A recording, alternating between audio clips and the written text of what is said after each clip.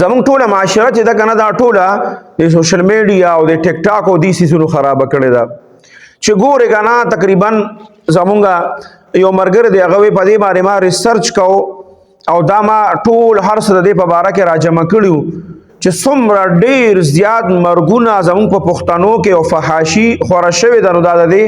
ټیک ټاک او د دې د وجې نه ده زمونږ زنانه چې کوم دي دا ټول د دې ټیک ټاک او د دې سیزونو د وجې نه دغه شان شوې او اخیری حل یې سي هغه مرګي هغه ما ته خبره کوله په ملیشیا کې یو کس وی ما ته خبره کوله چې تقریبا د اتو بچو مور و د اتو بچو مور او د هغې عمر چې د هغه زنانه هغه 42 سال عمر و وی مونږ سره په ملیشیا کې یو کس وی هغه تقریبا 30-32 سال عمر خو هغه شادي شده و هغه هلکه وی هغه په ټیک ټاک باندې راته نو د زنانه به هغه کته نو بیا د هغه سره په پرسنل کې رابطه وکړه د ټیک ټاک نه هغه تعلق جوړ شو خبره روانه شو په مخ کې او دا زنانه چې کومه دا پنجاب کې د ګوجر خان و وی چې کله هغه خبره مخ کې روانه شو نو وی دا پړومبه پیره وی مونږ لیدلیو وی داسې خو مونږ ډېر اوریدلی او لیدلیو چې الک چې دی هغه زنانه د جینې د هغې ته پیسې لیږي او پیکیجونه ورته کوي او ګفټونه ورته لیږي خو دا پړومبه پیره مونږ ولیدل چې زنانه چې ونه د هغې خاوند مالدار او غټ کاروبار یا هر څه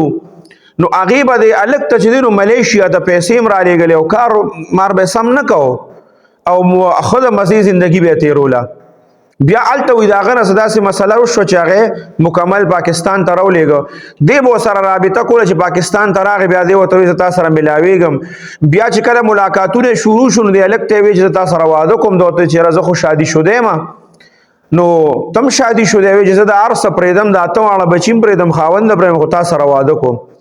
هغه ورته وایي چې ګوره زما اخوا بچي دي کور دی بیا ورسره د هلک اخوا دې خوا کول خو دی به خرچه ورکوله بیا چې دې ته پته ولګېده چې دی خو ما سره اخوا دې خوا کوي خرچه هر څه یې پرې بند کړه چې کله یې پرې بند کړه نو بیا دی ورته وایي چې ګوره تا سره زه ملاقات کوم او داسې او داسې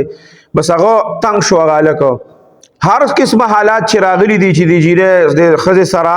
ویډیوګانې وي هر څه چې دا زه ستا کور والا د خیم هر څه چل چې شوی دی یو ورځ ورته د سړي رینګ وکړه چې بس ته راشه پلانکي ځای ته او بس زه چې ځو چې کله دا د کوره وتېده نو تقریبا 2 ورځې وي دا د کوره غیبه وه پینډې ته یې بوتلې ده او بیا په پینډې کې یو ځای کې هلته کې د دې لاش برآمد شو د دې زنانه مړه پرته وه بیا چې تفتیش وشو هغه معلومات کېده نو د زنانه د کور معلوم شو نو خاوند ته یې وله وویې خاوند یې ما ته خو څه پته نشته اما خو 2 ورځې وشوې چې دا د کوره تلې وه نه وه نو ما وی چې زه چېرته به تلي هغې ته ما اختیار ورکړی و داسې زما پسې شک شبهات ونه نو بس هغه اف آی آر وغیره نه کړو نو هغې چې تفتیش شروع کړو نو بیا د هغې هغه موبایل نمبر یې د خاوند نه واغشته د هغې کال ریکارډنګ چې څومره هر څه هغې ریکارډ راوباسه نو هغه کس سره د دې رابطه شوې وه بیا هغه ټریس شو هغه راونیولی شو چې دوی یو ځای دا 2 ورځې تېرې کړي دي بیا چې هغه راونیو نو دا ما سره یو بل ملګری مو وی دا دې له مونږ په مرۍ باندې زور کړو بیا هم دې پنډۍ کې یو ځای کې وغورځوله دا د ټیک ټاک د وجې دا یو مسله نه ده په اسلام آباد کې مخکې ویشتې وه دا څونه دا زمونږ دا سړي پکې څونه لاړه هغه برید خان یو بل دا د دې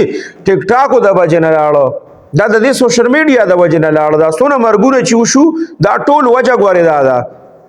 زمونږ پښتانه